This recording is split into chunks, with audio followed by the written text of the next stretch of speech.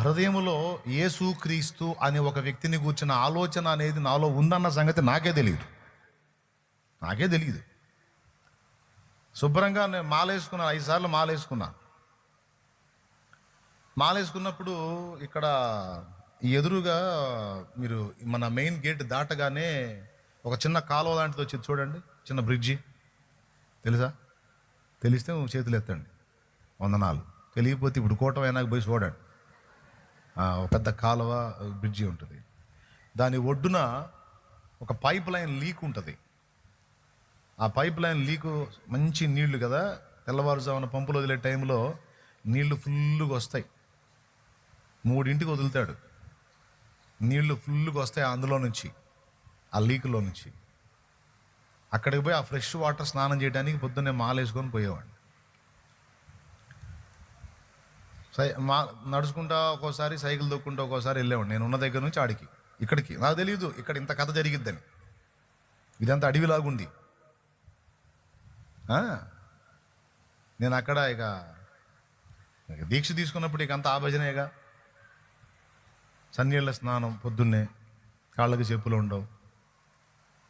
వస్తూ ఉంటే నాకు మళ్ళా చిన్నప్పుడుదే తప్పిపోయిన కుమారుడు పందుల దొడ్లో పందులకు కుడితి పోసే ప్రక్రియ అనేది ఆ ఫోటోలు చూసా కదా, ఆ చిత్రాలు చూసున్నా కదా. మళ్ళీ పొద్దున్నే తెల్లవారుజామున వస్తుంటే మందిరాల్లోంచి పాటలు పెట్టేవాడు. అందులో ఒక పాట, ఓ చిన్ని తనయా నీకిన్ని శ్రమలేలనయా, నీ తండ్రి ప్రేమను గనవా, నీ ఇంటికే తిరిగి రావా.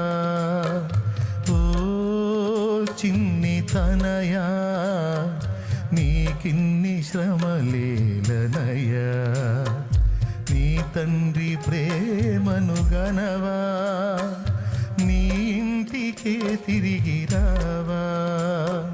చాచిన చేతులతో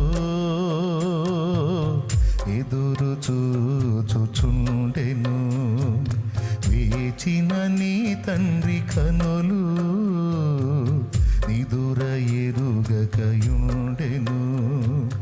ఓ చిన్ని తనయా నీకిన్ని శ్రమలేలనయా, నీ తండ్రి ప్రేమను గనవా, నీ ఇంటికే తిరిగి రావా. అప్పటిదాకా భజన చేసుకుంటూ వచ్చేవాడిని. ఈ పాట చెవిని పడంగా ఆగిపోయేది భజన.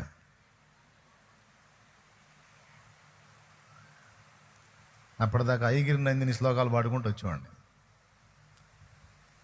18 ఉంటాయి అవి. ఐగిరి నందిని నందిత మోదిని విశ్వ వినోదిని అని మొత్తం 18 ఉంటాయి అవి. మొత్తం కంటతా పాడతా. ఇది చెవున పడంగానే అది ఆగిపోయింది. ఈ ఊర్లో నన్నే పిలుస్తున్నట్టు ఉంటుంది ఇది అనిపించింది. అందులో నా చిన్నప్పుడు నేను ఏవైతే చిత్రాలు చూస్తున్నానో ఆ మాటలు ఇందులో ఉంటాయి ఈ పాటలో. పనివారు సైతం నీ తండ్రి ఇంట రుచి అయిన అన్నం తినుచుండగా, పనివారు సైతం నీ తండ్రి ఇంట రుచి అయిన అన్నం తినుచుండగా, కనికరము చూపే వారెవరు లేక, కనికరము చూపే శుచిలేని పొట్టుకై ఆశింతువా, శుచిలేని పొట్టుకై ఆశింతువా. ఓ చిన్ని తనయా నీకిన్ని శ్రమలేలనయా, నీ తండ్రి ప్రేమను గనవా.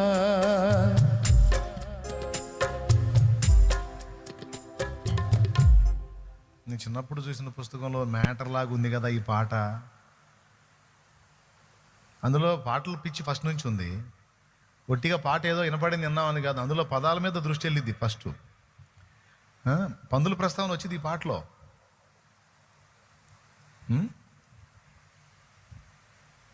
పందుల ప్రస్తావన కూడా వచ్చింది. ఆ, పరిశుద్ధ తండ్రికి ప్రియసుతునివైయుండి పందులతో నీకు సహవాసమా. పరిశుద్ధ తండ్రికి ప్రియసుతునివైయుండి పందులతో నీకు సహవాసమా. ఏర్పరచబడిన యువరాజువైయుండి ఏర్పరచబడిన యువరాజువైయుండి పనికి మాలిన వారితో స్నేహమా. పనికి మాలిన వారితో స్నేహమా. ఓ చిన్ని తనయా. ఇప్పుడు నేను ఎందుకంటే భక్తులందరినీ మెచ్చుకునేది, ఒకళ్ళు క్యాచ్ అయ్యారంటే ఆ క్యాచింగ్ వెనక చాలామంది ప్రయాసం ఉంటుంది. మనం దేవునికి కనెక్ట్ అవ్వడానికి ఒక్కళ్ళే కాదు, చాలా మందిని చాలా రకాలుగా చాలా సందర్భాల్లో చాలా విధాలుగా దేవుడు వాడి ఉంటాడు. అందుకే దేవుని పాత్రలను ఎప్పుడు కూడా తూలనాడకూడదు, తక్కువ అంచనా వేయకూడదు. ఈ పాట ఎవరు? ఏఆర్ స్టీవెన్సన్ అనే దైవజనుడు ఆయన పాడిన పాట అది. దేవునికి స్తోత్రం. ఆయన రాసిన పాట అది. నాకేం తెలుసు ఆయన ఎవరో కూడా నాకు తెలియదు. ఆ పాట నేను దీక్షలో ఉండి ఆ పాట నేను ఆలోచించాను. తెలుసా మీకు?